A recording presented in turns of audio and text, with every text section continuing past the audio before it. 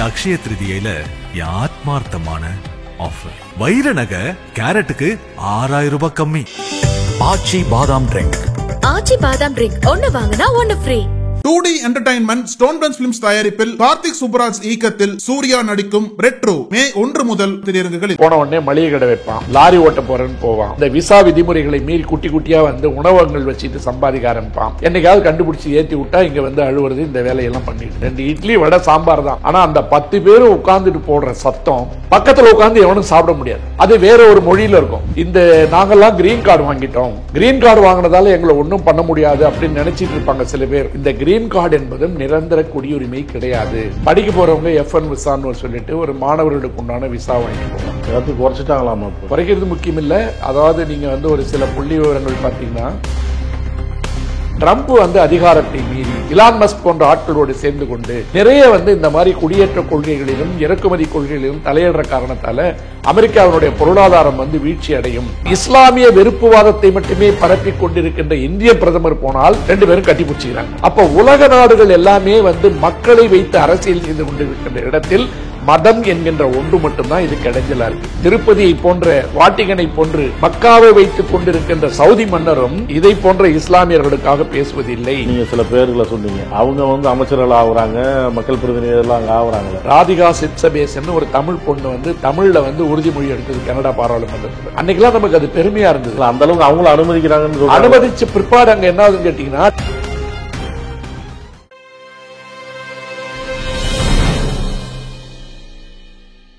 நக்கீரன் நேயர்களுக்கு வணக்கம். இன்று நம்முடன் கருத்துக்களை பகிர்ந்து இணைந்திருக்கிறார் சென்னை உயர்நீதிமன்ற மூத்த வழக்கறிஞர் வே பாலு அவர்கள். வணக்கம் சார். வணக்கம் ராஜவேல். +2 முடிச்சுட்டு என்ன படிக்கலாம் அப்படின்னு அது ஒரு கருத்தரங்கம் போயிட்டு இருக்கு.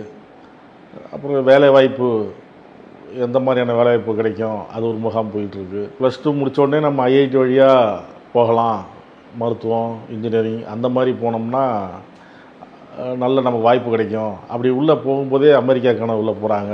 அங்கே போயிட்டு நம்ம அங்கேயே செட்டில் ஆகிடணும் அப்படின்னு.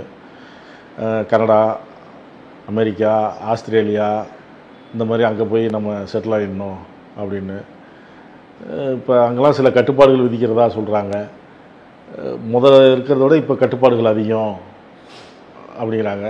ஏன்னா இங்கேருந்து போகிறவங்க வேலைவாய்ப்புக்கு, படிப்புக்கு அப்படின்னு போகிறவங்க அப்புறம் குடியுரிமையை வாங்கிட்டு அங்கேயே நிரந்தரமாக இருந்துடணும், அப்படிங்கிற குடும்பத்தோடு இருந்துடணும் அப்படிங்கிற மாதிரிலாம் இருக்குது. இப்போ திருப்பி அங்கே வந்து இப்போ ட்ரம்ப் சில விதிகள்லாம் புதுசாக கொண்டுட்டு வராரு. அப்படி இருக்கும்போது திருப்பி வந்தால் இங்கே உள்ள லைஃப் ஸ்டைலுக்கு அவனால் மாற முடியுமா? அங்கே ஒரு லைஃப் ஸ்டைலை வந்து அவங்க அனுபவிச்சிருப்பாங்க, ஒரு கனவில் இருந்திருப்பாங்க, அந்த கனவை நிறைவேற்றிக்கிட்டு அங்கே எல்லாம் இருந்திருக்கும். இப்போ திருப்பி அனுப்பிச்சிட்டா இங்கே வந்து அவனுடைய பொருளாதாரம், மனநிலை எல்லாம் செட் ஆகுமா? சமூக சூழல் இதெல்லாம் இது ஒன்று இருக்குது. இங்கே தான் இவ்வளோ பிரச்சனைகள் இருக்குது அப்படின்ட்டு அங்கே போனால் அங்கேயும் இப்படி தான் இருக்குது அரசியல் அப்படின்ட்டு திருப்பி இங்கே வரான். இது ஒரு இதை குறித்த ஒரு பார்வை என்ன உங்களுக்கு? அதாவது ராஜவேல், இப்போ வந்து ஒவ்வொரு வீட்டையும் உருக்கி கொண்டிருக்கின்ற ஒரு பிரச்சனை இது. முன்ன மாதிரி இல்லை. ஏன்னா இப்போ வீட்டுக்கு ஒருத்தங்க வந்து வெளிநாடுகளில் போய் வேலை செய்கிறது, அங்கே போய் படிக்க போகிறது, இது வந்து தொடர்ந்து நடந்துகிட்ருக்கு. இப்போ வளைகுடா நாடுகளுக்கு போகிறவங்களுக்கு இந்த பிரச்சனை கிடையாது. ஏன்னா அவங்க வந்து தொழில் நிமித்தமாக போய் வேலையாட்களாகவும் பணியாட்களாகவும் போகிறவங்க. அங்கே போய் படிக்கிறதுக்கோ மேலதிகாரிகளோ போகிறதோ அல்லது மின்னணு துறையில், மருத்துவம் சார்ந்த துறைகளில் வந்து போகிறது ரொம்ப குறைவு. பொதுவாக வங்கி, மருத்துவர்கள் இந்த மாதிரி இருக்கிறவங்க தான் போய் வளைகுடா நாடுகளில் ஒரு நல்ல சம்பளம் தந்தாலும் கூட அங்கே இருக்கிற குடியேற்ற விதிகள் வந்து வேறு மாதிரி, இமிக்ரேஷன் பாலிசிலாம் வேறு மாதிரி. இங்கே நினச்ச மாதிரி கார்டெல்லாம் வாங்க முடியாது, ஒன்றும் பண்ண முடியாது. நீங்கள் தொழில் பண்ணணுன்னா கூட அங்கே இருக்கிறவங்களோட சேர்ந்து தான் நீங்கள் உரிமம் வாங்க முடியும். அந்த லைசன்ஸ் இருந்தால் தான் தொழில் செய்ய முடியும். ஆகவே எந்த நேரமும் வீட்டுக்கு அனுப்பப்படலாம் என்கின்ற நினைவுகளோடு தான் வளைகுடா நாடுகளில் வந்து எல்லாரும் வேலை செய்யணும். ஆனால் இன்றைக்கி மாறி வரும் பொருளாதார உலக சூழலில் வந்து இனிமேல் வந்து பெட்ரோலுக்கு மதிப்பில்லைன்னு சொன்ன உடனே துபாய் போன்ற நாடுகளே வந்து தொழில் முதலீடுகளை அதிகரிப்பதிலும் சுற்றுலாத்துறையிலும் வந்து அவங்க கவனம் செலுத்துகிறாங்க. அதனால் வந்து இங்கேருந்து போகிறவங்களுக்கு குடியுரிமை மாதிரி ஒரு கோல்டன் விசாலாம் ஒன்று கொடுக்க ஆரம்பிச்சிட்டாங்க. இது வளைகுடா நாடுகள் வந்து பொதுவாக பார்த்திங்கன்னா கேரளாவிலேருந்து போனவங்க தான் அது பல காலமாக அங்கே இருந்து அந்த வாழ்க்கை முறைகளுக்கு வந்து பழக்கப்பட்டவர்கள். இப்போ நம்ம தமிழில் வந்து ஒரு பழமொழி உண்டு, எப்போவுமே திரைக்கடல் ஓடியும் திரவியம் தேடு அப்படின்னு வந்து ஒரு முதுமொழி உண்டு. கற்கை நன்றே கற்கை நன்றே பிச்சை புகினும் கற்கை நன்றே. நம்ம பசங்க படிச்சுட்டாங்க. நீங்கள் கேட்ட கேள்விப்படி இங்கே படித்தா ஐஐடி போகணும், ஜேஇடி மூலமாக பரீட்சை எழுதணும், நீட் எழுதணுமா வேணாமா, இருமொழி கொள்கையா மும்மொழி கொள்கையா, மத்திய மாநில அரசுகளுக்கு இடையே இருக்கிற இந்த பிரச்சனைகளுக்கு நடுவில் என்ன படிக்கிறதுன்னு தெரியாமல் ஒரு கூட்டம் குழம்பிகிட்டு இருக்கு. ஆனால் உலகம் முழுமைக்கும் இன்றைக்கி தாய்மொழியில் படித்தாதான் மதிப்பெண் இருக்கிற இடத்துல ஜப்பான் போன்றவர்கள், கொரியா போன்றவர்கள், சைனாவில் இருப்பவங்களாம் யாரும் 3 மொழி 4 மொழிலாம் படிச்சுட்டு மேலே வரல. இன்றைக்கி உலக பொருளாதாரத்திலையும் விஞ்ஞானத்திலையும் கணிதத்திலையும் எல்லா இடங்களிலும் உச்சத்தில் இருப்பது சீனா. தாய்மொழியில் மட்டும்தான் படிச்சுட்டு இருக்கான். இங்கே இருக்கிறவன் கதை விட்டுக்கிட்டு இருப்பான் சாயந்தர நேரத்தில், இந்த மொழி வேணும் அந்த மொழி வேணும்னு சொல்லிட்டு. ஆனால் இப்படிப்பட்ட சூழலில் நீங்கள் பார்த்தீங்கன்னா அமெரிக்கா போன்ற நாடுகளில் குடியேறினவங்க, கனடா போன்ற நாடுகளுக்கு போனவங்க, இங்கிலாந்துக்கு போனவங்க, ஆஸ்திரேலியாவுக்கு போனவங்க, கிட்டத்தட்ட ஒரு 60-70 வருடங்களாக நமது மக்கள் இங்கே படிப்பதற்காக போவதும் குடியேறுவதும் வழக்கமாக நடந்து கொண்டிருக்கிறது. ரிஷி சுனாக் இங்கிலாந்தினுடைய பிரதமரான உடனே ஆஹா நம்மை ஆண்டு கொண்டிருந்த இங்கிலாந்து நம்மளே ஆள ஆரம்பிச்சிட்டோம்லாம் இங்கே கொஞ்சம் பேர் பேசிகிட்டு இருந்தாங்க. பல நாடுகளில் படிக்க போன இடங்களில் பார்த்திங்கன்னா அவங்க அங்கேயே தங்கி அந்த குடியுரிமை வாங்கி, குறிப்பாக அமெரிக்காலாம் போனீங்கன்னா முன்னாடிலாம் போன உடனே என்ன பண்ணுவாங்க, வேலை கிடைக்கும், வேலை கிடைச்ச உடனே வீடு வாங்குவாங்க, வீடு வாங்கின உடனே அந்த க்ரீன் கார்டுன்றது ஒன்று வாங்குவாங்க. க்ரீன் கார்டு வாங்கினாவே கிட்டத்தட்ட குடியுரிமைக்கு சமமாக மதிக்கப்பட்ட காலம் அது. அதை தாண்டி அமெரிக்காவினுடைய குடியுரிமை பெற்றவர்கள் இந்தியர்கள் பல லட்சக்கணக்கான பேர் இருக்காங்க. இப்போ அவங்களுக்கெல்லாம் இந்த மாதிரி பிரச்சனைகள் வருவதற்கு உண்டான வாய்ப்புகள் கம்மி. இந்த திரிசங்க சொர்க்கம் மாதிரி நடுமத்தில் மாட்டிக்கிட்டவங்க கொஞ்சம் பேர் இருக்காங்க. படிச்சுட்டு தொழில்நுட்பவாதிகளாக அல்லது அறிஞர்களாக, விஞ்ஞானிகளாக, ஸ்டார்ட் அப் கம்பெனி ஆரம்பிக்கிறேன்னு போனவங்க, ஐடி நிறுவனங்களுக்கு போனவங்க, இவங்கெல்லாம் போனவங்க அந்த H1B விசான்னு ஒன்று சொல்லுவாங்க. அந்த வேலை வாய்ப்புக்கு உண்டான விசா வாங்கிட்டு தான் உள்ளே போகிறாங்க. படிக்க போகிறவங்க F1 விசான்னு சொல்லிட்டு ஒரு மாணவர்களுக்கு உண்டான விசா வாங்கிட்டு போவாங்க. எல்லாத்தையும் குறைச்சிட்டாங்களாமா? இப்போ குறைக்கிறது முக்கியம் இல்லை. அதாவது நீங்கள் ஒரு சில புள்ளி விவரங்கள் பார்த்தீங்கன்னா, கொரோனாவுக்கெல்லாம் முன்னாடி 6 லட்சம் 7 லட்சம் பேர் அந்த விசாவுக்கு விண்ணப்பங்கள் போட்டுக்கிட்டு இருந்த காலம்லாம் இருந்தது. கொரோனா பீரியடில் அது 1-1.5 லட்சமாக குறைஞ்சிது. இப்போ கடந்த வருடம் பார்த்திங்கன்னா இந்தியாவில் ஒரு 65,000 விண்ணப்பங்கள் மட்டும்தான் பரிசீலிக்கப்பட்டதுன்னு போடுறான். இப்போ அதுக்கு அடுத்தது 24-25 பார்த்திங்கன்னா மறுபடியும் 2 லட்சம் விசா விண்ணப்பங்கள் மாணவர்களோ மற்றவர்களோ இது பண்ணுறாங்க. இதை தாண்டி சுற்றுலா விசான்னு சொல்லி ஒன்று போவாங்க. நாட்டை பார்ப்பதற்காக கொடுக்கின்ற சுற்றுலா விசா இருக்குது பாருங்கள். அந்த சுற்றுலா விசாவால் தான் இங்கேருந்து போகிற அப்பா அம்மாக்கள்லாம் போயிட்டு போனாங்கன்னா முன்னாடி ஒரு 10 வருஷத்துக்கு அந்த விசா கொடுத்துருவான். நீங்கள் எத்தனை வாட்டி வேணால் போயிட்டு வரலாம். ஆனால் ஒரு முறை போனீங்கன்னா அங்கே 6 மாதம் வரைக்கும் தான் இருக்கலாம். 6 மாதத்துக்கு பின்னாடி வந்துடணும். அதனால் அந்த அமெரிக்காவில் போனவங்கலாம் குழந்தை பெற்றுக்கிட்டால் அதை வளர்க்குறதுக்குன்னே அப்பா அம்மாவை கூப்பிட்டு போய் ஒரு 6 மாதம் உட்கார வைக்கிறதுக்கெலாம் வசதியாக இருந்தது. அப்புறம் இந்த க்ரீன் கார்டு ஹோல்டர்ஸ் என்று சொல்லப்படுகின்ற இடைநிலைப்பட்டவர்கள், H1B மாதிரி வேலைக்காக விசா வாங்கிட்டு போனவங்க, அதில் கல்யாணம் பண்ணிக்கிட்டு போகிறவனா இருக்குன்னு வச்சுங்க, மனைவிக்கு ஸ்பௌசல் விசான்னு முன்னாடி கொடுத்துக்கிட்டு இருந்தாங்க.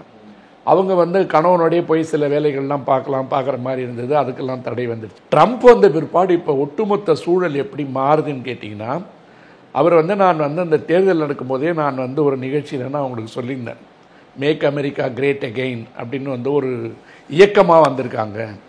அந்த மேக் அமெரிக்கா கிரேட் அகெயின்றது என்னென்னு கேட்டிங்கன்னா, மீண்டும் அமெரிக்காவை நாங்கள் உச்சபட்ச நாடாக, உச்ச அதிகாரம் உள்ள நாடாக மாற்றப் போகிறோம் என்று சொல்லுகின்ற பொழுது அந்த மண்ணின் மைந்தர்களுடைய கோஷம் அங்கே அதிகமாச்சு.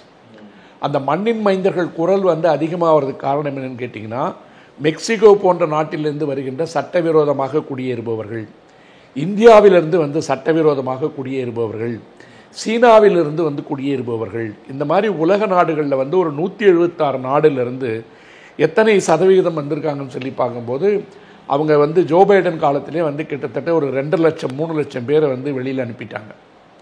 ட்ரம்ப் வந்த உடனே அதை ஒரு இயக்கமாகவே மாற்றுறாரு. இயக்கமாக மாற்றும் போது அவங்க என்ன பார்க்குறாங்கன்னு கேட்டிங்கன்னா, 3-4 பிரிவுகளாக அதை பிரிக்கிறாங்க. மாணவர்களாக வருகின்றவர்கள் இங்கே படிக்க மட்டும்தான் வராங்களா, அப்படி படிக்க வர்றவங்க ஒரு அங்கீகாரம் பெற்ற கல்லூரியில் தான் அவங்க வராங்களா, ஒழுங்காக அந்த ஸ்டூடெண்ட் விசாவுக்கு உண்டான விதிமுறைகள்லாம் பின்பற்றி தான் வராங்களா, இல்லை அதிலே அவர்கள் விதிமுறைகளை மீறி சட்டவிரோதமாக நுழைகிறாங்களா, எந்த பல்கலைக்கழகங்களில் அவர் சேர்கிறார்கள், ஒன்று சேர்ந்த பிற்பாடு படிப்பு மட்டும்தான் படிக்கிறாங்களா, படிப்பு படிக்கிறது இல்லாமல் இவங்க இங்கே இருக்கிற அரசியல் நடவடிக்கைகளில் அவங்க ஈடுபடுறாங்களா அப்படின்ற ஒரு புலன் விசாரணையில் இப்போ அதிகமாகுது. அப்படி அதிகமாகும் போது கொலம்பியா பல்கலைக்கழகத்தில் படித்து கொண்டிருந்த ரஞ்சனி சீனிவாஸ் என்ற தமிழ்நாட்டை சார்ந்த பெண் வந்து ஹமாஸ் இயக்கத்துக்கு ஆதரவாக ஒரு போராட்டத்தில் ஈடுபட்டார்.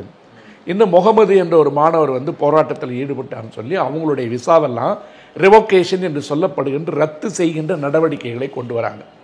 அப்படி கொண்டு வரும்போது என்ன செய்கிறாங்கன்னு கேட்டிங்கன்னா, நீங்கள் அதை போன்ற நடவடிக்கைகளில் ஈடுபட்டால் உங்களுக்கு சிறை என்பது கண்டிப்பாக உறுதி. ஆகவே ஒரு ஆப் செயலி வந்து ஒன்று ஓப்பன் பண்ணிங்க, நீங்களே உங்கள் விசாவை கேன்சல் பண்ணிட்டு வெளியில் போங்க அப்படின்னு வந்து ஒரு வசதியை உருவாக்கின உடனே நான் சொன்ன இந்த மாணவி இரவோடு இரவாக தப்பிச்சு கனடாவுக்கு போயிட்டாங்க.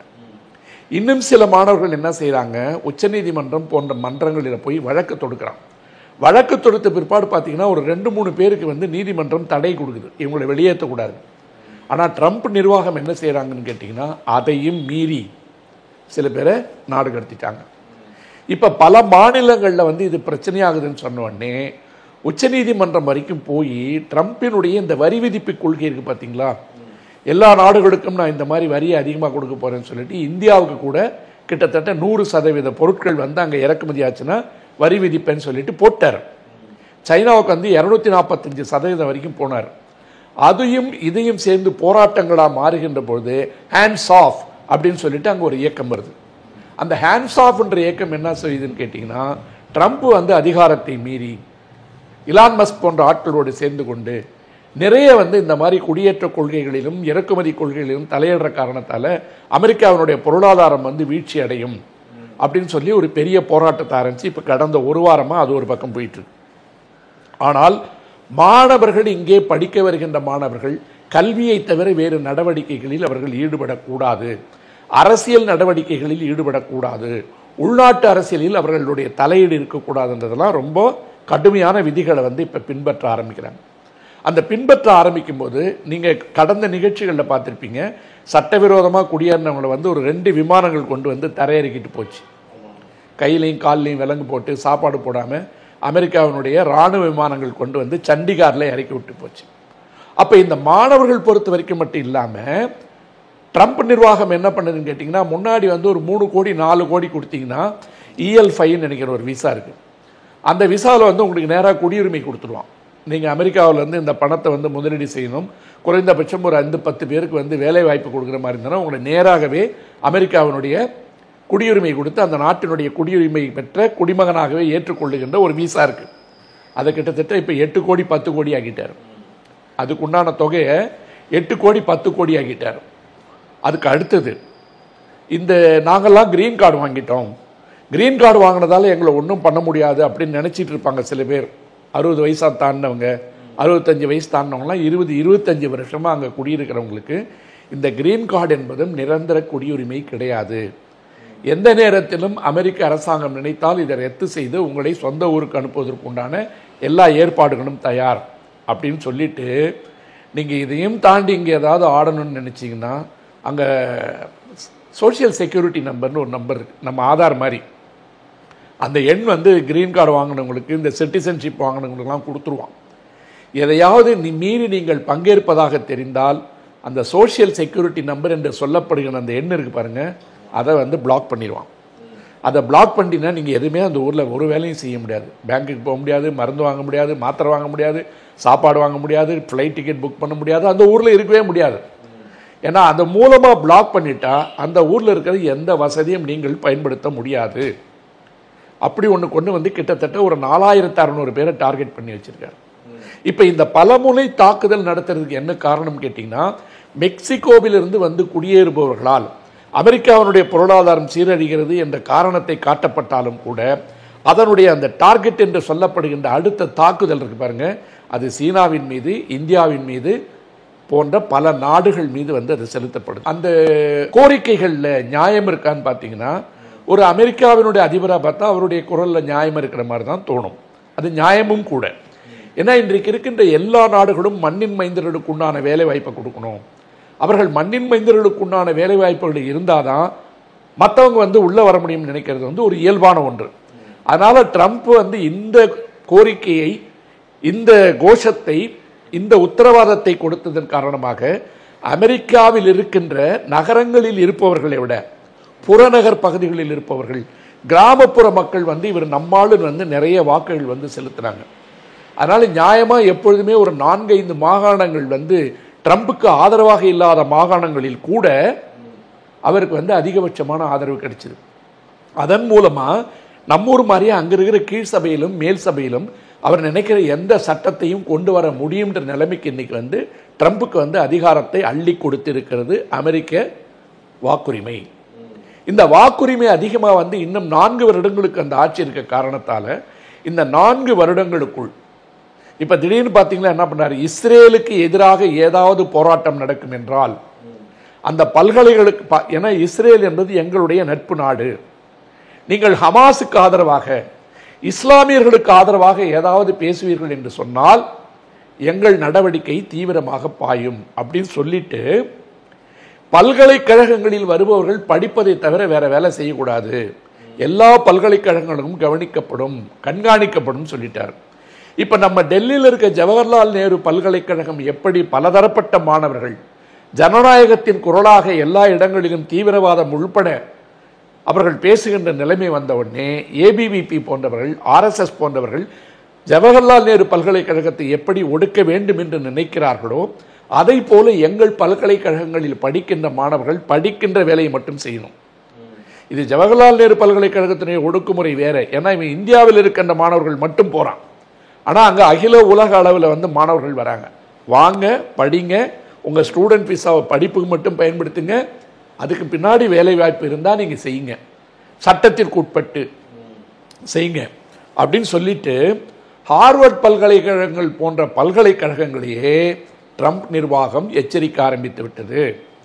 எப்படி எச்சரிக்கிறாங்கன்னு கேட்டீங்கன்னா, உங்கள் பல்கலைக்கழகத்தில் படித்துக் கொண்டிருக்கின்ற மாணவர்கள், கொலம்பியா பல்கலைக்கழகம் போன்றவர்கள், ஏற்கனவே அந்த ரஞ்சினின்னு சொன்னேன் இல்லையா, இவங்கெல்லாம் வந்து இதை போன்ற அரசியல் நடவடிக்கைகளில் ஈடுபடுகின்ற காரணத்தால் அரசாங்கம் கொடுக்கின்ற நிதி உதவியை நிறுத்தப் போகிறோம்னு நிறுத்திவிட்டார். ஹார்வர்டுக்கு நிறுத்திட்டாரு. பல மில்லியன் டாலர் கொடுத்துக்கிட்டு இந்த ஹார்வர்ட் பல்கலைக்கழகத்திற்கு கொடுக்கப்பட்ட நிதி உதவி நிறுத்தப்பட்டு விட்டது. இது மற்ற பல்கலைக்கழகங்களுக்கு கொடுக்கப்பட்ட எச்சரிக்கை. இப்ப நேத்து பார்த்தீங்கன்னா மிகப்பெரிய கல்வியாளர்கள் அறிஞர்கள் ஒரு 178-180 பேர் ஒட்டுமொத்தமாக சேர்ந்து கையெழுத்து போட்டு ட்ரம்ப் நிர்வாகத்திற்கு நீங்கள் அத்துமீறி சென்று கொண்டிருக்கிறீர்கள், ஜனநாயகத்தின் குரல் வலையை ஒடுக்குகிறீர்கள், மாணவர்களுடைய கல்வி உரிமை மட்டுமல்ல அவர்களுடைய குரல் வலிமையும் நீங்கள் குறைக்கிறீர்கள், இப்படின்னு பல போராட்டங்கள் வச்சாலும் கூட எல்லாத்துக்கும் வந்து ஒரு முற்றுப்புள்ளி வைக்கிற மாதிரி இன்னைக்கு வந்து நடவடிக்கையை கொண்டு வந்துட்டார். நீதிமன்றம் வந்து ஒரு பக்கம் வந்து ஒரு கடுமையாக என்ன பண்ணுது, நீங்கள் இந்த மாதிரி தடாலடி நடவடிக்கையெல்லாம் எடுக்க முடியாது, குடியுரிமை பெற்றவர்களை, குறிப்பாக கிரீன் கார்டு உரிமை உள்ளவர்களை, குடியுரிமை பெற்றவர்களை வந்து நாட்டை விட்டு வெளியில நீக்க முடியாதுன்னு சொல்லிட்டு 2-3 தடைகள் கொடுத்து நிறுத்தி வச்சிருக்கு. எல்லாம் வந்த உடனே இந்த வரி விதிப்பு இருக்கு பாருங்க, இதை வந்து உடனே நிறைவேற்றும் சொல்லி எல்லா நாடுகளுக்கும் எந்த அச்சுறுத்தலை ட்ரம்ப் நிர்வாகம் கொடுத்ததோ அதை வந்து ஒரு 90 நாளைக்கு தள்ளி வச்சுட்டாரு. பாஸ் ஆஃப் அப்படின்னு சொல்லியிருக்காரு. 90 நாட்களுக்கு வந்து அதை நான் தடுத்து நிறுத்தியிருக்கேன், ஆனால் சைனாவை பொறுத்தவரை கடுமையாக அது தொடரும் அப்படின்ற எச்சரிக்கை ஒலியோடு வந்து ட்ரம்பினுடைய நிர்வாகம் வந்து 4-5 இடங்களில் வந்து அவங்களுடைய நாட்டிற்கு உண்டான உரிமை, அது ஒரு பக்கம் பார்த்தா நியாயமா தெரியும். ஏன்னு கேட்டீங்கன்னா, குடியுரிமை வாங்கி கொண்டு செல்லுகின்றவர்கள், படிக்க செல்லுகின்றவர்கள், அங்க போய் சட்டவிரோதமாக குடியேறுவதன் மூலமாக அந்த நாட்டில் இருக்கின்ற அரசியலில் ஈடுபட்டு அங்கேயே குடியுரிமை வாங்கி கொண்டு நான் தேர்தலில் நிற்பேன், குடியரசுத் தலைவராக வந்துடுவேன், துணை குடியரசுத் தலைவராக வந்துடுவேன் என்று சொல்வதை அந்த மக்கள் மண்ணின் மைந்தர்களுக்கு ஏற்படுகின்ற இழப்பாக பார்க்கிறார்கள், வேலைவாய்ப்பினுடைய இழப்பாக பார்க்கிறார்கள். அப்படி பார்க்கின்ற பொழுது போறவங்க எல்லாரும் நீங்க பார்த்தீங்கன்னா வீடு, வண்டி, வாகனம் எல்லாம் வசதியாக வாங்கிக்கிட்டு அவர்களை விட அதிகமான வசதி உள்ள வாழ்க்கை வாழ்வதை அவங்க பார்க்குறாங்க. இப்போ உதாரணமா நம்ம ஊர்ல வந்து பல உணவகங்களுக்கு நம்ம போறோம், யாருன்னு நான் சொல்ல தேவையில்லை, ஒரு 10 பேர் வந்து காலையில் உட்காருவான், 2 இட்லி 1 வடை 1 சாம்பார் தான், 2 இட்லி வடை சாம்பார் தான். ஆனால் அந்த 10 பேரும் உட்கார்ந்துட்டு போடுற சத்தம் பக்கத்தில் உட்காந்து எவனும் சாப்பிட முடியாது, அது வேற ஒரு மொழியில் இருக்கும். நீங்கள் போயிட்டு உங்களால் சொல்லவும் முடியாது, அநாகரிகமாக இருக்கும். அந்த மாதிரி இந்த வெளிநாடுகளுக்கு வேலை செய்ய செல்பவர்கள் அவர்களுக்கு போட்டியாக அவர்களுக்கு அதிகமாக வீட்டை காமிக்கிறது, காரை காமிக்கிறது, ஃபோனை காமிக்கிறது, அப்புறம் வந்து உணவகங்களில் போய் சத்தம் போட்டு கத்துறது, ஆடுறது, குதிக்கிறது, இதை போன்ற நடவடிக்கைகளும் அதுக்கு காரணமாக இருக்குது. அரசியல் நடவடிக்கைகளும் ஒரு காரணமாக இருக்குது. இவருடைய பங்களிப்பு என்பது இவங்க இல்லாம, இந்த அதிபுத்திசாலிகள் இல்லாம இந்த நாடு இயங்காதுன்னு ஒரு நிலைமை இருக்கு அப்படின்னு நமக்கு சொல்லப்படுது. அதாவது குறிப்பாக கணினி தொழில்நுட்பம், இணைய தொழில்நுட்பம், மருத்துவர்கள், விஞ்ஞானிகள் போன்றவர்கள் இந்தியாவிலிருந்து போகும்போது இவர்களுடைய பங்களிப்பு இல்லாமல் இனிமே வந்து நாடுகள் இயங்காது அப்படின்னு சொல்ற நிலைமைக்கு வருகின்ற இடத்துல வந்து அந்த அரசாங்கம் அவருடைய கொள்கையில் உறுதியா இருக்காங்க. இப்போ இதுல வந்து என்ன வந்து பயம் வந்துருச்சுன்னு கேட்டிங்கன்னா, இனிமே போய் நம்ம ஒரு 10 வருஷம் இருந்துட்டோம், இனிமே வந்து சொந்த ஊருக்கு போக வேண்டிய அவசியமே இல்லை, அப்பா அம்மாவை கூட கூப்பிட்டு வந்து 6 மாதம் உட்கார வச்சு குழந்தைய வளர்த்துட்டு திருப்பி அனுப்பிடலாம் என்று இருந்த மனநிலை எல்லாம் மாறி எப்பொழுது அனுப்பப்படுவோமோ என்ற அச்சத்தில் இளைய சமுதாயம் வந்து இன்னைக்கு அங்கே வந்து ஒரு பயத்தினுடைய என்ன சொல்றது, உறைவின் காரணமாக பயத்தில் வந்து உறைகின்ற அளவுக்கு வந்து மாறிட்டாங்க. இது இந்த நாடுல மட்டும்தான் இருக்கா அப்படின்னு நீங்க ஆரம்பிக்கும் போது நீ 2-3 நாடுகள் சொன்னீங்க. இது உலக நாடுகள் எல்லாத்திலுமே வந்து இந்த ட்ரெண்ட் வந்து இப்ப மாறிட்டு வருது. இப்போ உதாரணமா நீங்க பாத்தீங்கன்னா, கடந்த வாரம் இங்கிலாந்து பத்திரிகை வந்து ஒரு செய்தி போடுது.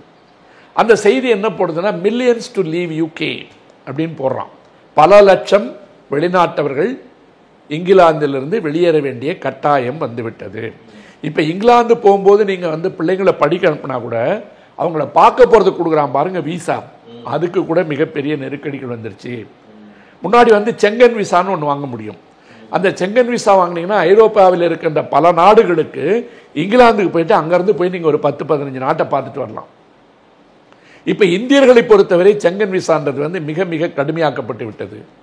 சாதாரண டூரிஸ்டாக போனீங்கன்னா கூட, சுற்றுலா பயணியாக போனீங்கன்னா கூட உங்களுக்கு கிடைக்கிறது கஷ்டம். இங்கிலாந்துலேருந்து என்ன நெருக்கடி வருதுன்னு கேட்டிங்கன்னா, இதை போல குடியேறி சென்றவர்கள் அவங்க கையை காமிக்கிறது எல்லா ஊர்லேயும் இஸ்லாமியர்களை தான் காமிக்கிறான். இங்கிலாந்தில் வந்து 50 லட்சத்தை தாண்டி விட்டார்கள் இஸ்லாமியர்கள். பிரான்ஸில் 50 லட்சத்தை தாண்டி விட்டார்கள். ஜெர்மனியில் போனீங்கன்னா புத்தாண்டுலாம் வரும்போது வந்து ஒரு காரை எடுத்துகிட்டு போய் அப்படியே உள்ளே விட்டு இந்த கொண்டாட்டங்களை எல்லாம் வந்து குலைப்பதாக சட்டவிரோத செயல்களில் ஈடுபடுறாங்க. இப்போ அமெரிக்காவில் கூட நடந்தது. புத்தாண்டு அன்னைக்கு வந்து ஒரு பையன் கொண்டு போய் வண்டி விட்டான். ஸோ இவனும் போய் குடியேறி அங்கேயே வந்து குடியுரிமையை வாங்கி இருந்தாலும் கூட மதத்தை விட்டு வெளியில் வர்றதுக்கு தயாராக இல்லை. இப்போ இந்தியா மாதிரி இருக்கவங்க போய் என்ன செய்கிறாங்கன்னு கேட்டிங்கன்னா, அங்கே போய் கோயில் கட்டுறது, குருக்களை கொண்டு போய் இருக்கிறது, பெரிய பெரிய விழா நடத்துறது எல்லாம் பண்ணுறாங்க. இப்போது நீங்கள் ஒன்று எடுத்துங்க, இந்தியாவில் வந்து எல்லாமே இஸ்லாமியர்களுக்கு எதிரான பிரச்சாரமாக தான் நடத்தப்படுது. இஸ்லாமியர்களுக்கு எதிரான நடவடிக்கைகள் தான் இருக்குது, வக்ஃபு திருத்த சட்டம் உள்பட. ஆனால் நேற்று வந்து நம்ம பிரதமர் கிளம்பி சவுதியினுடைய மன்னரை பார்க்க போகிறாரு. பார்க்க போகும்போது துருக்கியிலிருந்து எகிப்தினுடைய எல்லைக்கோட்டிலிருந்தே சவுதியினுடைய விமானங்கள், போர் விமானங்கள் வந்து மோடியினுடைய விமானத்துக்கு பாதுகாப்பு கொடுத்து ஒரு பெரிய மரியாதை, அது அரச மரியாதை கொடுத்து சவுதி மன்னர் வந்து மோடியை அழைக்கிறார்னு சவுதி மன்னரும் அரசியல் பண்றாரு, மோடியும் அரசியல் பண்றாரு. உலகத்தினுடைய இஸ்லாமியர்களுடைய தலையாக எது திருப்பதியை போன்ற, வாட்டிகனை போன்று மக்காவை வைத்துக் கொண்டிருக்கின்ற சவுதி மன்னரும் இதை போன்ற இஸ்லாமியர்களுக்காக பேசுவதில்லை. ஆனால் இஸ்லாமிய வெறுப்புவாதத்தை மட்டுமே பரப்பிக் கொண்டிருக்கின்ற இந்திய பிரதமர் போனால் 2 பேரும் கட்டி பிடிச்சிக்கிறாங்க. அப்போ உலக நாடுகள் எல்லாமே வந்து மக்களை வைத்து அரசியல் செய்து கொண்டிருக்கின்ற இடத்தில் மதம் என்கின்ற ஒன்று மட்டும்தான் இது கிடைஞ்சலா இருக்கு. நான் வந்து பழைய நிகழ்ச்சியில் சொல்லியிருப்பேன், ஒரு வேட்பாளர், அதற்குண்டான அந்த நம்முடைய வியூக வகுப்பாளர் ஒருத்தர், இந்த தேர்தலில் கமலா ஹாரிஸ் ஜெயித்தால் அது கிறிஸ்தவர்களுக்கு உண்டான நாடு என்பது கிட்டத்தட்ட இந்துக்கள் கைக்கு மாறிவிடும். டிவான்சனுடைய மனைவி உஷா சிலுக்குரிக்கையே வந்து அதை சொல்லியிருக்காரு. அவங்க பசங்களுக்கெல்லாம் விவேக்லாம் பேர் வைக்கிறாங்க, இது கிறிஸ்துவ நாடா இந்து நாடான்னு வந்து அவரே வந்து பேசுகிறார். ஆனால் அவங்கெல்லாம் குடியுரிமை வாங்கி அங்கே இருக்கிறவங்க. கமலா ஹாரிஸ் வந்து தன்னுடைய மதத்தை பற்றியெல்லாம் எங்கேயும் பேசினது கிடையாது. ஆனாலும் அவர் அப்படி பார்க்கப்பட்டார். அப்படிப்பட்ட ஒரு சூழலில் இங்கிலாந்தில் வந்து ஏற்கனவே இந்த பிரச்சனை வந்து கோயிலில் பிரச்சனை வர்றது, அது இதெல்லாம் ஆரம்பிச்சிருச்சு. அங்கேயும் வந்து எப்பொழுது வெளியேற்ற, நீங்கள் நினைக்கிற மாதிரிலாம் இப்போ இங்கிலாந்தில் போய் படிக்க முடியாது, வேலை வாங்க முடியாது, அரசாங்க வேலை கிடைக்காது, சொத்து வாங்க முடியாது, எதுவும் பண்ண முடியாது. போனீங்கன்னா சுற்றுலா விசாவே டைட் பண்ணிட்டான். 6 மாதத்துக்கு 15,000 ரூபாய் சார்ஜ். செங்கன் விசாவுக்கு அதை விட அதிகம். இங்கே போயிட்டு அங்கே நுழைஞ்சிட்டு ஊர் சுற்றுறதுலாம் முடியாது. என்ன என்றால் எல்லா இடங்களிலும் குடியேறியவர்கள், சட்டவிரோதமாக குடியேறியவர்கள் அப்படின்லாம் பார்க்கும்போது கனடாவில் இந்தியர்களுக்கு மாணவர்களுக்கு கொடுக்குற விசாவை வந்து குறைச்சிட்டான். அங்கே என்ன பிரச்சனை வருதுன்னு கேட்டிங்கன்னா, சீக்கியர்கள் வந்து அதிகமாக இருக்கின்ற காரணத்தால் சீக்கியர்களுடைய அரசியல் பங்களிப்பு அதிகமாக இருக்கிறது. 16 பேருக்கு மேலே எம்பி இருக்காங்க. சிங் இஸ் த கிங்னு வந்து பேசுகிறாங்க. பாராளுமன்றத்தில் வந்து அவர்களுக்கு வந்து அமைச்சர் பதவி கொடுக்கின்ற அளவிற்கு அவர்களுக்கு உரிமைகள் வந்து வர்ற அளவுக்கு அங்கே மக்கள் தொகை பெருக்கம் அதிகமாகிடுச்சு. இல்லை, இங்கேருந்து போகிறவங்க வந்து அரசியலில் ஈடுபடுறாங்க, போராட்டத்தில் ஈடுபடுறாங்க மாணவர்கள் அப்படிலாம் குற்றச்சாட்டு இருக்குது. அதனால் இதெல்லாம் கட்டுப்படுத்துகிறாங்கன்னு சொல்கிறீங்க. இப்போ இங்கேருந்து இப்போ நீங்கள் சில பேர்களை சொன்னீங்க, அவங்க வந்து அமைச்சர்கள் ஆகுறாங்க, மக்கள் பிரதிநிதிகள்லாம் அங்கே ஆகுறாங்களே. ராஜவேலு கிட்டத்தட்ட ஒரு 8-9 வருஷத்துக்கு முன்னாடி ராதிகா சித்சபேசன் ஒரு தமிழ் பொண்ணு வந்து தமிழில் வந்து உறுதிமொழி எடுத்தது கனடா பாராளுமன்றத்தில், இலங்கை தமிழர். அன்னைக்கெல்லாம் நமக்கு அது பெருமையா இருந்தது. இல்லை, அந்த அளவுக்கு அவங்களும் அனுமதிக்கிறாங்கன்னு சொல்றாங்க. அனுமதிச்ச பிற்பாடு அங்கே என்ன ஆகுதுன்னு கேட்டிங்கன்னா, ட்ரம்ப் கனடாவே மிரட்டிட்டு இருக்காரு. கனடாவை வந்து நாங்கள் வந்து அமெரிக்காவினுடைய அடுத்த மாகாணமாக நாங்கள் வந்து எடுத்துக்கிறதுக்கு தயார், ஆக்கிரமிச்சிருவோம் அப்படின்னு சொல்லிட்டு தான் அங்கேருந்த அந்த பிரதமர் வந்து இப்போ சமீபத்தில் வந்து ராஜினாமா பண்ணார். அடுத்து இந்த பிரச்சனை வருகின்ற பொழுது அந்த நாட்டில் வாழ்ந்து கொண்டிருக்கின்ற முன்னாள் பிரதமர்கள் அங்கே இருக்கின்ற ஒட்டுமொத்த அரசியல்வாதிகளும் சேர்ந்து ஒரே குரலில் பேசினாங்க, கனடாவை நீங்கள் அவ்வளவு எளிமையாக மடக்கி விட முடியாது, கனடாவை உங்களால் ஆக்கிரமித்து விட முடியாது, நீங்கள் நினைப்பது போல் கனடா அடிபணியாதெல்லாம் பேசுகிற அளவுக்கு போயிட்டாங்க. ஆனால் அங்கே போன பிற்பாடு சீக்கியர்கள் வந்து தீவிரவாதிகளாக இருக்காங்கன்னு இந்தியா வந்து அங்கே போய் 2-3 விஷயங்களை சார்ந்து அந்த மண்ணு வழக்கெல்லாம் வந்துச்சு இல்லைங்களா. அதுக்கு பின்னாடி வந்து பார்த்திங்கன்னா கனடாவினுடைய பார்வையும் இந்திய மாணவர்களுக்கு கொடுக்கின்ற விசாக்களுடைய எண்ணிக்கையை குறைத்து விட்டு நீங்கள் நினைத்த மாதிரி இங்கெல்லாம் சொத்து வாங்க முடியாது அப்படின்னு செக் வச்சுட்டான். கனடாவில் உள்ளே போய் இறங்கினாவே சகல வசதிகளோடு நீங்கள் அங்கே தங்கிடலாம், குடியுரிமை கிடைக்கும், வேலை கிடைக்கும், வேலை கிடைக்காத வரைக்கும் உங்களுக்கு ஸ்காலர்ஷிப் கிடைக்கிற அளவுக்கு கூட இருந்தது. இன்றைக்கி அவர்களும் நெருக்கடியை கொடுக்க ஆரம்பிச்சிட்டாங்க. இப்போ இந்த 3 பக்கம் இப்படி பார்த்துட்டோமா, ஆஸ்திரேலியாவுக்கு வாங்க. ஆஸ்திரேலியா வந்து இந்தியாவோட கிட்டத்தட்ட 3-4 மடங்கு பெரிய நாடு. ஆனால் அதனுடைய ஒட்டுமொத்த மக்கள் தொகையே கிட்டத்தட்ட 2 கோடி தான். அப்படி இருக்கிற இடத்துல வந்து ஆஸ்திரேலியனோட மக்கள் தொகை இவ்வளவு குறைவாக இருக்கின்ற காரணத்தால் வெளிநாடுகளிலிருந்து போகிற குடியேற்றங்கள் வந்து சீனா அதிகமாக இருக்குது, இந்தியா அதிகமாக இருக்குது, மற்றவங்க இருக்காங்க. இதில் 2-3 பிரிவாக பிரிச்சுக்கலாம் ராஜவேல். அது யாரும் தப்பாக நினச்சிக்கலன்னு கேட்டிங்கன்னா, இந்த விதிமுறைகளை மீறி, விசா விதிமுறைகளை மீறி சட்டவிரோத குடியேற்றம் செய்வதையே தொழிலாக கொண்டிருக்கின்ற சில குழுக்கள் வந்து நம்ம இந்தியாவில் இருக்குது. போன உடனே மளிகை கடை வைப்பான், லாரி ஓட்ட போகிறேன்னு போவான், அப்புறம் வந்து இந்த விசா விதிமுறைகளை மீறி குட்டி குட்டியாக வந்து உணவகங்கள் வச்சுட்டு சம்பாதிக்க ஆரம்பிப்பான். அப்புறம் அங்கே இருக்கிற ஓட்டைகளை பயன்படுத்திக்கிட்டு அந்த இதில் வந்து அதிலேயே தப்பிச்சு அந்த நாட்டிலே இருக்கிறது. என்னைக்காவது கண்டுபிடிச்சி ஏற்றி விட்டா இங்கே வந்து அழுவுறது, இந்த வேலையெல்லாம் பண்ணிட்டு இருந்தாங்க. ஆஸ்திரேலிய அரசாங்கம் முந்தா நாள் ஒரு அறிக்கை போட்டிருக்கு, இந்த மாணவர்கள் விசா இருக்கு பாருங்க, இதை தவறுதலாக பயன்படுத்தி படிப்பதற்காக வருகிறேன் என்ற போர்வையில் சட்டவிரோத குடியேற்றங்கள் செய்து கொண்டிருக்கின்ற மாநிலங்கள் 6 மாநிலங்கள் இந்தியாவிலிருந்து சொல்லி பப்ளிக்காக டிக்ளேர் பண்ணியிருக்கு. ஜம்மு காஷ்மீர், சத்தீஸ்கர், பஞ்சாபு, இன்னும் வந்து 2-3 மாநிலங்கள், ஹரியானா, 6 மாநிலங்களை குறிப்பிட்டு இந்த மாநிலங்களிலிருந்து வருகின்ற மாணவர்களை இனிமேல் ஆஸ்திரேலியாவிற்குள் அனுமதிக்க மாட்டோம். நீங்கள் இந்த மாதிரி மாணவர்கள்ன்ற போர்வில் இங்கே வந்துட்டு சட்டவிரோத குடியேற்றத்துக்கு வந்து மாணவர்களுடைய விசாவை பயன்படுத்திட்டு இந்த 6 மாநிலங்கள்லேருந்து உள்ளே வராங்க. ஆகவே இந்த 6 மாநிலங்களுக்கு உண்டான விசாக்களை வந்து நாங்கள் வந்து ஸ்டூடெண்ட்டுக்கு வந்து மாணவர்களுக்கு இனிமேல் கொடுக்க மாட்டோன்னு முடிவு எடுத்துட்டோம். இப்போ போகிற இடம்லாம் ஏன் இவ்வளோ செக் வைக்கிறாங்க? இது எல்லாருக்கும் உண்டு. நமது நாடு, நமது மாநிலங்கள் பாதிக்கப்படுகின்றதால் அதை நான் ஹைலைட் பண்ணி பேசுகிறேன். அங்கேயும் வந்து என்ன பிரச்சனை வருதுன்னு கேட்டிங்கன்னா, மண்ணின் மைந்தர்களுடைய குரல் வந்து அங்கேயும் வந்து ஒலிக்க தொடங்கிவிட்டது. ஏன்னு கேட்டிங்கன்னா, இப்போது ஆஸ்திரேலியா என்ற நாடு வந்து உங்களுக்கு தெரியும், இந்தியாவிற்கு மிக அருகாமையில் இருந்தாலும் கூட திரைக்கடலோடி திரைவையும் தேடும் சொன்ன நம்ம வந்து ஆஸ்திரேலியா பக்கம்லாம் போகல. இப்படி ராஜராஜ சோழன்லாம் இந்த பக்கம் போயிட்டு வந்துட்டாங்க. இந்த பக்கம் வந்து பார்த்திங்கன்னா, நான் வட இந்தியா பகுதிகளில் வந்து 656 சமஸ்தானங்களாக இருந்ததால் இவனுக்குள்ளே போட்டி போட்டுக்கிட்டு இருந்தான். 2வது கடல் தாண்டி போனால் அது பாவம், காலாப்பாணி, கடல் தாண்டி போகிறது வந்து வேதத்திற்கு விரோதமானதுன்னு இவன் எந்த வெளிநாட்டுக்கும் போகல. ராகுல சங்குருத்தியாயன் வந்து வால்கா முதல் கங்கை வரைன்னு புத்தகம் எழுதினவர். பல உலக நாகரிகங்கள் பற்றி பேசுகின்ற புத்தகம் அது. அவரது வந்து ஊர் சுற்றி புராணம்னு ஒரு புத்தகம் இருக்குது. அந்த ஊர் சுற்றி புராணத்தில் ராகுல சங்கரத்தியாயன் கிண்டல் பண்ணுவான். டேய், உங்களை சுற்றி இத்தனை நாடுகள் இருக்குது, இதை தாண்டா பாவம் அதை தாண்டா பாவம் வீட்டுக்குள்ளாரே உட்காந்துட்டு சண்டை போட்டுட்டு இருந்தீங்க, வெள்ளைக்காரன் போய் உலகத்தை பூரா இப்படி தாண்டா பிடிச்சான்னு சொல்கிறான். அப்படி போய் வந்து அவர்கள் பிடித்த ஆஸ்திரேலியா என்பது குற்றவாளிகளை கொண்டு போய் இறக்கி விடுகின்ற இடமா அது இருந்தது. ஆனால் அது இன்னைக்கு ஒரு நாடாக வளர்ந்து இங்கிலாந்தினுடைய கட்டுப்பாட்டில் இருந்தாலும் கூட இங்கிலாந்து மன்னருக்கு இன்னைக்கும் வந்து அங்கே அதிகாரமும் மரியாதையும் உண்டு. சமீபத்தில் மன்னர் சார்லஸ் வந்து அங்கே போயிருந்தார் பார்த்தீங்களா, பாராளுமன்ற கூட்டத்தில் போய் பங்கேற்கும் போது அங்கே இருக்கின்ற அபாரிஜின் இனத்திலிருந்து வந்த லிடியா தோர்ப் என்ற ஒரு பெண் பாராளுமன்ற உறுப்பினர், வாழ்க்கையில் வந்து எங்கே போனாலும் வந்து அவ்வளோ பெரிய உயர்ந்த மரியாதையை பெற்றுக் கொண்டிருக்கின்ற இங்கிலாந்து அரச குடும்பத்தினுடைய சார்லஸ் மிக மோசமாக ஆஸ்திரேலியானோட பாராளுமன்றத்தில் அவமதிக்கப்பட்டார். அந்த லிடியன் தோர்ப் வந்து மண்ணின் மகள், அபாரிஜின்.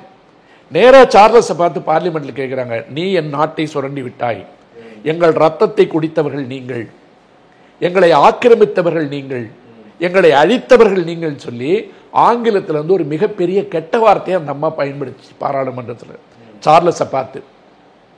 அது மிகப்பெரிய விவாதமானது. காரணம் என்னன்னு கேட்டீங்கன்னா, அபாரிஜின் என்ற மண்ணின் மைந்தர்களை அழித்து அவர்களை ஒழித்து அதற்கு பின்னால் குடியேறிகளாக சென்ற வெள்ளையர்கள் இன்று அவ்வளோ பெரிய நாட்டை வந்து ஆண்டு கொண்டிருப்பதோடு மட்டுமில்லாமல் அங்கு இருக்கின்ற வளங்கள் அத்தனையும் அவர்களுக்கு சொந்தமாக இருக்கின்ற இடத்துல வேலை வாய்ப்புகளின் மூலமாக, குடியேற்றத்தின் மூலமாக இந்தியாவிலிருந்து, சைனாவிலிருந்து, மற்ற நாடுகளிலிருந்து போய் ஆஸ்திரேலியாவையும் ஆக்கிரமிக்கிறார்கள் என்று ஆஸ்திரேலிய அரசாங்கம் எச்சரிக்கை மணியை அடித்துவிட்டது. நியூசிலாந்துக்கு போனீங்கன்னா கிளார்க் அப்படின்னு சொல்லிட்டு அங்கே 22 வயசில் வந்து ஒரு பெண் வந்து பாராளுமன்ற உறுப்பினராக தேர்ந்தெடுக்கப்பட்டாங்க. அவங்க வந்து மாவோரி என்று சொல்லப்படுகின்ற ஒரு இனக்குழுவை சார்ந்த ஒரு பெண். நியூசிலாந்தினுடைய பாராளுமன்றத்தில் கடந்த வருடம் எங்களை அழித்து ஒழித்து வெள்ளையர்கள் வந்து நீங்கள் எங்கள் நாட்டை ஆண்டு கொண்டு எங்களுக்கு எதிராக இருக்கின்ற சட்டங்கள், குறிப்பாக வந்து எங்கே போனீங்கனாலும் பழங்குடி மக்கள் இருக்கிற காடுகளை வந்து அழிக்கக்கூடாது, கனிம வளங்களை எடுக்கக்கூடாது அப்படின்றதுல வந்து பழங்குடி மக்கள் வந்து ஒட்டுமொத்த உலகத்திலையும் ஒரே குரலில் பேசுவாங்க. நம்ம ஊரில் கூட ராஜஸ்தான் பக்கம் இருக்கிற பிஷ்ணோ இன மக்கள் இருக்கா பாருங்க, மரத்தெல்லாம் வெட்ட விட மாட்டான். மரத்தை வெட்டினா போய் மரத்தை கட்டி பிடிச்சிட்டு என்ன வெட்டிட்டு மரத்தை வெட்டும்பாங்க. அப்போ உலகம் முழுமையும் இருக்கின்ற ஆதிவடி மக்கள் கனிம வளங்கள் என்ற போர்வையில் காடுகளை அழிப்பதும் கனிம வளங்களை எடுப்பதற்காக காடுகளை அழிப்பதற்கும் எதிரான குரலாக இருக்கிறவங்க. அப்போ எங்களை அழிச்சுதான் நீங்க வந்து உட்கார்ந்தீங்கன்னு சொல்லிட்டு நியூசிலாந்தினுடைய பாராளுமன்றத்தில் அக்கா நடனம் என்று சொல்லப்படுகின்ற மாவோரின் நடனத்தை அவர்கள் கொண்டு வந்த ஒரு சட்ட திருத்த வந்து கீழ்ச்சி போடும் அந்த பொண்ணு. இப்போ கூட போனீங்கன்னா இணையத்தில் இருக்கும். அவ்வளவு ஒரு ஆக்ரோஷமான குரல்ல வந்து 22 வயது பெண் கிளார்க் வந்து செய்த அந்த பழங்குடி நடனம் என்பது தங்களுடைய எதிர்ப்பு குரல் மட்டுமல்லாமல் உரிமை குரலை பேசுவதாக இருந்தது. இப்போ நான் இவ்வளவும் சுற்றி வந்து சொல்றதுக்கு காரணம், எல்லா நாடுகளிலும் மண்ணின் மைந்தருடைய குரல் வந்து முக்கியமானது, அதை நம்ம வந்து ஏற்றுக்கணும். ஆனால் இன்னைக்கு குளோபல் வில்லேஜ் உலகம் என்பது சுருங்கி போய் அது ஒரு கிராமம் ஆயிடுச்சு. குடியேற்றம் என்பதும் குடியுரிமை என்பதும் அவங்களுக்கும் இவங்க தேவையா இருக்காங்க. அப்ப அந்த சட்டத்திட்டங்களுக்கு உட்பட்டு எந்த விதிமுறைகளையும் மீறாமல் அந்த நாட்டிற்குண்டான விசுவாசத்தோடும் பங்களிப்போடும் இருக்கிற இடத்துக்கு நமக்கு பிரச்சனை இல்லை. போன இடத்தெல்லாம் நான் சங்கம் ஆரம்பிப்பேன், நான் வந்து என்னுடைய மதத்தை வந்து முன்னிலைப்படுத்துவேன், என்னுடைய ஏவிவிபியை கொண்டு வருவேன், ஆர்எஸ்எஸ் கொண்டு வருவேன், ஹமாஸை கொண்டு வருவேன், இஸ்லாமிய கொள்கைகளை கொண்டு வருவேன் என்று நீங்கள் குடியேறும் நாடுகளில் பேசுவீர்கள் என்று சொன்னால் அந்த மண்ணின் மைந்தருடைய குரல் வந்து கண்டிப்பாக நமக்கு எதிராகத்தான் இருக்கும். ஆனால் நீங்க கேட்ட கடைசி கேள்விக்கு வந்துடுறேன். அங்கிருந்து ஒரு வேளை அனுப்பிட்டாங்க, இங்க வந்தா அவருடைய மனநிலை என்னவாக இருக்குன்றதோட நம்ம முடிப்போம். வந்தா அவங்க எல்லாமே வந்து ஜோம்பியா தான் வருவான். நிறைய சைக்காட்ரிஸ்டுக்கும் மனநல மருத்துவர்களுக்கு தான் நிறைய பணம் போகும். ஏன்னா அங்கே வாழ்ந்து கொண்டிருந்த வாழ்க்கை முறையை அப்படியே விட்டு விட்டு ஒரே நாள் ராத்திரியில் மாற்ற முடியாது. அந்த அரசாங்கமும் அப்படி அனுப்ப போறதில்லை. ஆனால் இந்த எச்சரிக்கை மணிகள் அடித்துக் கொண்டிருக்கின்ற இந்த நேரத்தில் இங்கே படித்துக் கொண்டிருக்கின்ற மாணவர்கள் வந்து நம்ம போட்டு குழப்பிட்டு இருக்கோம், 2 மொழியா 3 மொழியான்னு. யாரெல்லாம் வந்து தாய்மொழியில் படிக்கிறானோ அவனோட உலகத்தில் வந்து என்றைக்குமே நஷ்டம் கிடையாது. நீங்க பாருங்க, வெறும் தமிழ் தானே படிக்கிறான். எத்தனை டிவி சேனல்ல உட்காந்து அவனுடைய கொள்கையை பேசிட்டு வருமானம் கல்லா கட்டிட்டு இருக்கான் பாருங்க. யாரெல்லாம் தாய்மொழிக்கு எதிராக இருக்கிறானோ, தமிழ் படிச்சா வீண்கிறானோ, இந்தி தான் படிக்கணும், சமஸ்கிருதம் தான் படிக்கணும் கதை விடுறானோ, இவெல்லாம் சுத்த தமிழ்ல கல்லா கட்டிட்டு இருக்கான். இந்த அடிப்படை அறிவு இருந்தா போதும் என் பிள்ளைங்களுக்கு. ஒரு செய்தி வாசிப்பாளரா உள்ள போய் பல உலக நாடுகள்ல வந்து அறிமுகத்தெல்லாம் வாங்கிக்கிட்டு அதுக்கு முகவரி அட்டையை வாங்கிக்கிட்டு அன்னைக்கு தமிழ் தமிழ் நான் தமிழ் தாத்தாவுடைய பேரெல்லாம் சொல்லி கதை விட்டுக்கிட்டு இருந்த பசங்கள்லாம் இன்னைக்கு கோட்டை போட்டு வந்து தமிழுக்கு எதிராக தமிழ்ல பேசுறான். அடுத்தவனை பேசவே விட மாட்டேங்கிறான். நாம் அறிந்து கொள்ள வேண்டியது தமிழ் மொழி என்றைக்கும் உங்களை கைவிடாது. இது வந்து நான் ஒரு உதாரணத்துக்கு தான் சொன்னேன். இன்னைக்கு பல தொலைக்காட்சிகளில் செய்தி வாசிப்பவர்களில் இருந்து நிகழ்ச்சி நடத்துபவர்கள் வரைக்கும் எந்த குழுன்னு பாருங்க, தமிழ் பேசிட்டே தமிழுக்கு எதிராக இருக்கான், தமிழுக்கு பேசிட்டே தமிழ் நீச மொழிங்கிறான், தமிழ் பேசிக்கிட்டே தமிழ் தேவையில்லைங்கிறான், தமிழ்ல சோறு தின்னுட்டு பட்டிமன்றத்தில் பேசிட்டு குடியாத்தத்தை தாண்டா கும்மிடி புண்ணிய தாண்டா டீ கிடைக்காதுன்றாங்க. இவங்க எல்லாரும் பாருங்க தமிழ் பேசி கல்லா கட்டினவங்க. பட்டிமன்றத்தில் தமிழ் பேசினவங்க எல்லாருமே தமிழ் பேசிட்டு ஜக்கி வாசுதேவ் கிட்ட போய் பேட்டி எடுக்கிறாங்க. இப்படி தமிழ் பேசி தமிழை கொல்லுகின்ற ஒரு கும்பலை வளர்த்து விட்டதும் தமிழ் செய்த பாவம். இது நான் வந்து விமர்சனமா சொல்ல, தமிழ் படிப்பது என்பது ஒரு தாழ்வு மனப்பான்மை கொண்ட ஒன்று அல்ல. நான் கிராமத்தில் மொத்தமா தமிழ் தானே படிச்சுட்டு வந்தேன். இன்னைக்கு நான் என்ன வேணா போயிட்டேன். எனக்கு இருக்கின்ற தமிழ் என்கின்ற அந்த தலைக்கணம் இருக்குல்ல, கடைசி வரைக்கும் அது குறையாது. அதனுடைய அடிப்படையில் நாம் பார்க்கின்ற பொழுது நமது பிள்ளைகளை எச்சரிக்கையாக இருக்க வேண்டிய ஒரு சூழல். வெளிநாடுகளில் இருக்கின்ற எல்லா பிள்ளைகளும் என்ன சூழ்நிலை வந்தாலும் இந்த மண்ணிற்கு திரும்புகின்ற பொழுது நமக்கு ஒன்றும் பெரிய நஷ்டம் ஆயிராது என்ற மனநிலைக்கு வந்துடணும். ஆனால் அங்கே இருக்கின்ற வரைக்கும் அவர்கள் கொண்டு வருகின்ற சில சட்டத்திட்டங்கள் அந்த நாட்டிற்கு ஏற்புடையதாக இருந்தால் அதை எதிர்க்க வேண்டிய அவசியம் நமக்கு கிடையாது. அந்த ஊர்லேயே குடியுரிமை பெற்று சிட்டிசனாக இருந்தால் நீங்கள் பேசுங்க. மாணவர்களுக்கு இது தேவையில்லாதது, H1B போன்ற விசாக்களில் இருப்பவர்களுக்கு இது தேவையில்லாதது. அந்த சூழலை அனுசரித்து வாழ வேண்டிய கட்டாயத்திற்கு அவர்கள் வந்து விட்டார்கள். இப்போ நிறைய பேர் வந்து வரமாட்டேங்கிறான். நீங்கள் மே மாதம் ஜூன் மாதம் கிளம்புனீங்கன்னா அமெரிக்காவுக்குலாம் வந்து விமானத்தினுடைய கட்டணம் வந்து 2 பக்கம் 3 மடங்கு அதிகமாக இருக்கும். நேற்று செய்தித்தாளில் பார்க்குறேன், கிட்டத்தட்ட 40-50% விமானத்தினுடைய கட்டணம் குறைஞ்சிருக்கான். ஏன்னு கேட்டிங்கன்னா அப்பா அம்மாவை பார்க்குறவங்க கூட இப்போ வரதுக்கு தயாராக இல்லை, வந்தால் திரும்ப முடியுமான்ற பயம் வந்துருச்சு. இங்கேருந்து போகிறவங்களுக்கு இமிகிரேஷனில் என்ன கேள்வி கேட்பானோ, நம்மளை உள்ளனா என்ன பண்ணுறதுன்னு இவங்களும் போகிறதில்ல. விமான பயணத்தினுடைய கட்டணங்கள் கூட குறைகின்ற அளவிற்கு அந்த டிமாண்டு குறைஞ்சிருச்சு. ஆகவே எச்சரிக்கை மணி அடிக்கின்ற இடத்தில் இருக்கின்ற நாம் இதை வந்து நீங்கள் வந்து அதை குற்றமும் சொல்ல முடியாது, அவர்களுடைய கொள்கைகளை குறை என்று சொல்லவும் முடியாது. நீங்கள் சட்டவிரோதமாக இருந்தால் இப்படி தான் கையிலையும் காலையும் விலங்கு மாட்டி அனுப்புவோம் என்பதை இந்திய அரசே நியாயப்படுத்துது. அதுக்கு நான் என்ன சொன்னேன், அப்படி அவமானமாக அனுப்புகின்ற நேரத்தில் உங்களுடைய விமானத்தை அனுப்பி கௌரவமாக கூட்டுவாங்க. அவங்கள வந்து கொண்டு வந்து குற்றவாளிகள் மாதிரி காட்டாதீங்க, அவங்கள சொந்த நாட்டில் அவமானப்படுத்தாதீங்க. கண்டதுக்கெல்லாம் போறீங்கல்ல, அதை செய்யுங்க தான் நான் சொல்லியிருக்கேன். ஆகவே நாம் தெரிந்து கொள்ள வேண்டிய செய்தி என்னவென்றால், உலக அளவில் நடக்கின்ற அரசியலில் எல்லா நாடுகளும் மண்ணின் மைந்தர்களுக்காக பேசுகின்ற இடத்தில் அந்தந்த நாட்டில் இருப்பவர்களுக்கு அந்த நாட்டு மக்களுக்காக பேசுகின்ற உரிமை உண்டு. நாம் இருக்கின்ற வரையில் நாம் அதை ஆலோசித்து அனுசரித்து வாழ்வது என்பதுதான் சமயோசிதமாக செய்ய வேண்டிய ஒரு செயலாக இருக்க முடியும் என்பதுதான் என்னுடைய கருத்து. அந்த நாட்டு கொள்கையை பற்றி நம்ம குறை சொல்ல முடியாது. அந்த நாட்டு கொள்கை அந்த நாட்டை பாதுகாக்கணும், அவங்க மக்களை பாதுகாக்கணும், சட்டவிரோதமாக தங்கியிருப்பவர்களை வந்து வெளியேற்றணுங்கிறதுக்காக சொல்கிறாங்க. நீங்கள் போகிறவங்க சரியானபடியே போங்க, சரியானபடி தங்குங்க, விசா முடியறதுக்குள்ளே வாங்க, அங்கே தங்கணும்னா அங்கே என்ன ப்ரொசீஜரோ அதை ஃபாலோ பண்ணிங்கன்னா உங்களுக்கு எந்த இதுவும் வராது. அப்படி மீறி அவங்க அனுப்பணும் போது இந்தியாவே தட்டி கேட்க முடியாது. அதுதான் ஜெய்சங்கரும் சொன்னார், இவங்களும் சொன்னாங்க. அங்கே மோடி இருக்கும்போதே அனுப்புகிறாங்க. அப்படிங்கிறப்ப சரியாக அவங்க நாட்டு கொள்கையை சரியாக செயல்படும் போது நாம் இதில் எப்படி கேள்வி கேட்க முடியுங்கிறது தான் ஒன்றிய அரசும் வாதமும் வச்சுது. இப்போ இதில் முக்கியமான இந்த ராஜ்வேலு சொல்ல மறந்துட்டேன். இந்த ஃப்ளோவில் இந்த குழப்பெல்லாம் வந்த உடனே தங்கத்தினுடைய விலை இன்னைக்கு பார்த்தீங்களா எவ்வளோன்னு? நம்ம நேற்று 2000 ஏறிச்சு, இன்றைக்கி 2000 குறையுது ஏறுது. நீங்கள் வந்து 4000 5000 விற்றுக்கிட்டு இருந்தது, இன்னைக்கு 60,000 70,000 74. அப்போ இதனுடைய காரணமாக நம்முடைய ரூபாய் மதிப்பு ஒரு பக்கம் வீழ்ச்சி, தங்கம் ஒரு பக்கம் ஜிகு ஜிகுன்னு ஏறுது. நீங்க அந்த இப்படி பிராஸ்லெட் போட்டுக்கிட்டு இப்படி செயின் போட்டுக்கிட்டு போறது சர்வசாதாரணமா கொலை கொள்ளைக்கு வழி. அப்ப இந்த தங்கத்தில் செய்கின்ற முதலீடு என்பது கூட அச்சுறுத்தலுக்கு காரணம் பார்த்தீங்கன்னா இது போன்ற சூழல்கள். இதெல்லாம் காரணமா இருக்கிறதுனால தான் தங்கம்லாம் இந்த விலை ஏறுது. ஆகவே நம்ம வந்து எச்சரிக்கையாக தான் இருந்து வாழணும். அதான் இங்கேருந்து போகிறவங்க தான் எச்சரிக்கையாக இருக்கணும். அவங்கள குறை சொல்ல முடியாது எந்த நாடுகளாக இருந்தாலும். நம்ம நாட்டிலே நாமளும் சில விஷயங்கள்லாம் ஃபாலோ பண்ணுறோம்ல, அது மாதிரி அவங்க அந்த நாட்டு பாதுகாப்பு கருதியை சொல்லுவாங்கன்னு சொல்கிறீங்க. கருத்துக்களை பகிர்ந்து கொண்டது நன்றி. வணக்கம். வாழ்க தமிழ்நாடு. நக்கீரன் டிவிக்கு சப்ஸ்கிரைப் செய்யுங்கள். உங்கள் ஆதரவே எங்கள் பலம். ஆசிரியர்களுக்கு நண்பனாகவும் மாணவர்களுக்கு ஆசானாகவும் திகழும் தேர்வு வழிகாட்டி. ஒவ்வொரு பாடத்திற்கும் அனுபவமிக்க ஆசிரியர்களின் துல்லியமான தெளிவான விடைகள்.